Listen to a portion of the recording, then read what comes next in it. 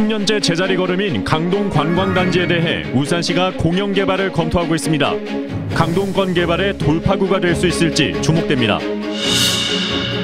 한 지역주택조합이 추진하는 부지 철거 공사를 무자격 업체가 신고도 없이 강행하고 있는 실태를 KBS가 적발했습니다. 관할 지자체는 사실관계조차 파악하지 못하고 있습니다. 현장 취재했습니다. 교육당국이 경기 침체로 하락한 직업계 고교의 취업률을 끌어올리기 위해 안간힘을 쓰고 있습니다. 일부 학교는 취업 유명 분야로 학과를 바꾸는 재구조화 사업을 서두르고 있습니다. 창업기업의 해외 진출이나 소규모 제조업 창업 공간을 지원하는 시설인 울산 글로벌 스타트업 허브와 톡톡 팩토리 중구점이 잇따라 문을 열었습니다.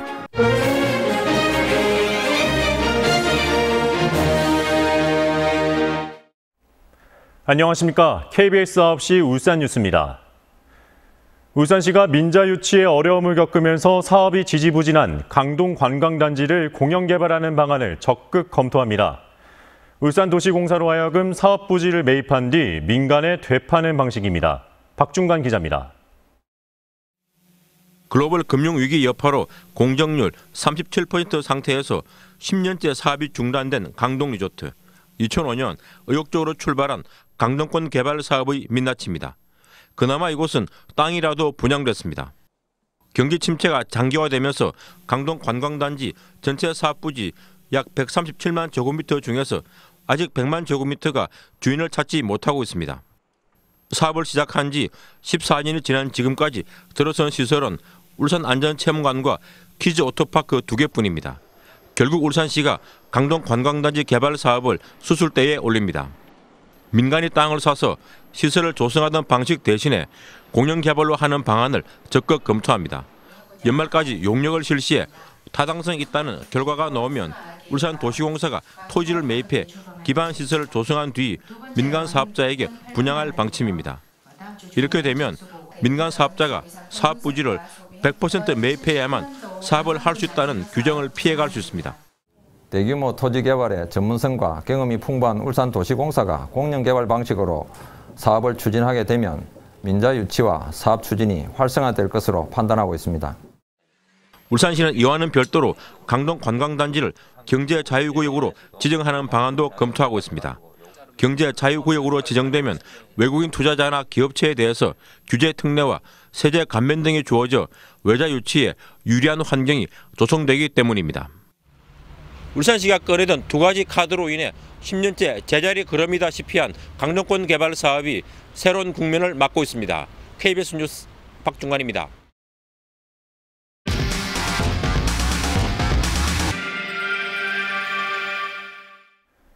남구의 재개발 공사 현장에서 한 건설업체가 건설 면허도 없이 버젓이 불법 공사를 해온 사실이 KBS 취재 결과 드러났습니다.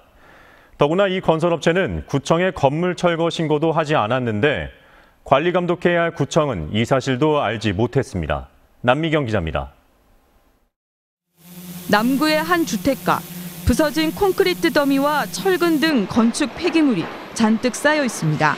포크레인과 덤프트럭이 작업을 할 때마다 뿌연 먼지가 흩날립니다.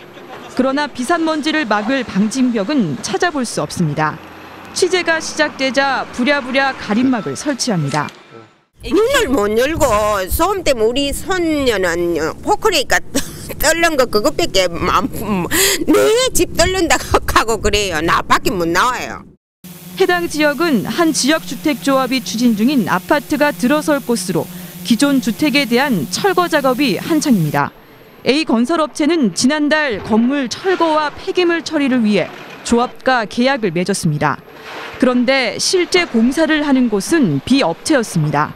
취재 결과 A업체는 건설 면허도 없이 공사 계약을 한 뒤 실제 공사는 면허가 있는 B업체에게 맡긴 것으로 드러났습니다. 몰랐던 부분이기 때문에 제가 상식이 짧아서 그렇게 하실 수도 있는데 심지어 철거 공사는 구청에 신고를 한 뒤에 가능하지만 그런 절차도 없었습니다. 지금 현장에 들어온 거는 거의 지금 최근에는 들어온 게 없거든요. 구청이 몰랐다면 직무유기, 알았다면 묵인 또는 방조의 의혹이 있는 대목입니다. 이처럼 무자격 업체가 건설 면허를 빌려 불법으로 시공하는 사례는 업계의 관행인 것으로 전해지고 있습니다. 처벌을 한다거나 조사를 한다거나 실태 조사를 한다거나 뭐 이렇게 하면은 좋은데 이제 현실적으로 이제 워낙 현장 자체가 많다 보니까 당국이 관리 감독에 손을 놓고 있는 사이 버젓이 행해지는 불법 공사에 시민들의 안전도 위협받고 있습니다. KBS 뉴스 남경입니다. 경기 침체 여파로 울산 지역 직업계 고교의 취업률이 큰 폭으로 하락하고 있습니다. 이 때문에 일부 직업계 고교가 기존 학과를 4차 산업혁명 등 취업 유망학과로 전환하는 이른바 재구조화 사업을 서두르고 있습니다. 이현진 기자의 보도입니다.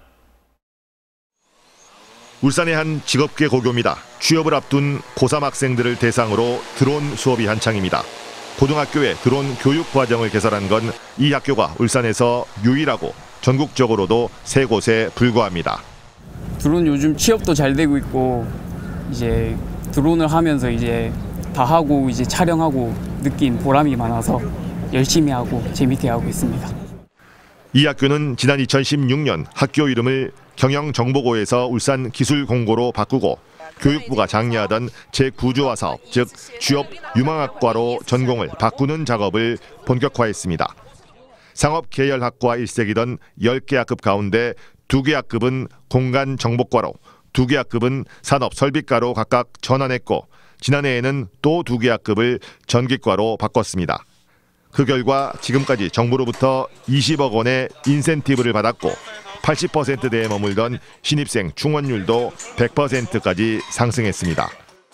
시대의 흐름에 따라서 상업계보다는 공업계가 더 취업이 잘 되고 이러니까 우리는 거기에 맞춰서 상업계에서 공업계로 전환하게 되었습니다.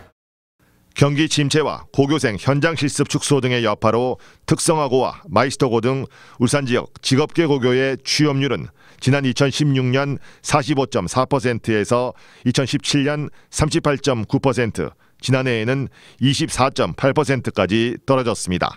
사정이 이렇자 올해 울산에서는 울산기술공고를 비롯해 울산산업고와 울산상고 등 3곳이 재구조화 사업을 신청했습니다.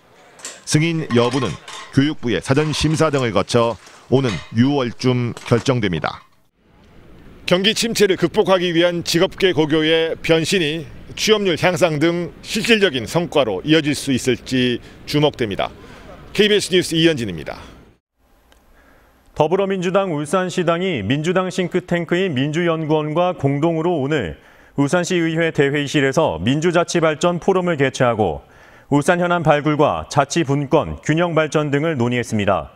이번 포럼의 주제는 2019년 핵심 사업과 향후 과제로 포럼에서는 수소경제 선도도시로서의 울산의 과제와 관광 울산의 과제와 대응 전략 등에 대한 주제 발표와 토론이 이어졌습니다.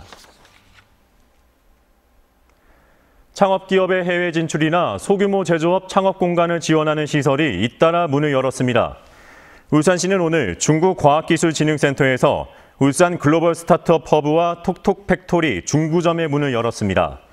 울산 글로벌 스타트업 허브는 해외 진출에 관심이 있는 창업자를 상대로 창업과 투자 상담 등 창업 지원 플랫폼 공간 활용, 디자인 개선 지원과 글로벌 전략 수립 등을 지원하고 톡톡 팩토리 중구점은 4차 산업 관련 제조업 창업자가 최장 3년까지 입주하는 소규모 제조 공간입니다.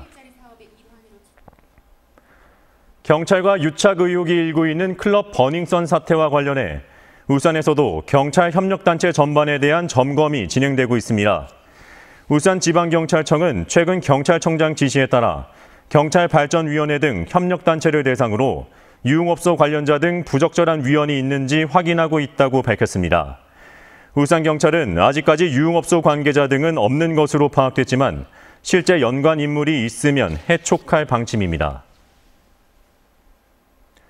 울산 4개 구는 원자력 발전소 소재지에만 지급되는 원전 지원금을 인근 지자체로 확대하는 내용의 제도 개선 운동에 나섭니다.